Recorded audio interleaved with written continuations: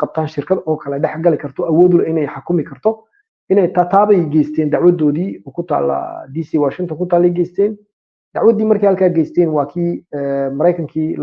la galay arrintii Djibouti lacagtan waa laga qaadayaa baa la yiri waad iska bixinaysaa waa lagaaga garjoogaa waana la xukumay lacagtan waa inaad bixisid baa la yiri maxkamad baa tagtay hadaana maxkamadda ogolaaday inaad tagtid haddana waan diidayaa imika sax maaha hadaana saxay contract ku yiri maxkamad baa contractka la isla tagi karaa Ingiriiska waa wax aad saxday baa la yiri imika dawlad baan waxba laga ma qaaday hadal ma in lacagtaas waa laga qaadayaa baa la yiri waana bixinaysaa haddaba markii sida lagu gooyay maxkamadda ay ku gooysay fursad baa loo siiyay inay DP World la daba gali karto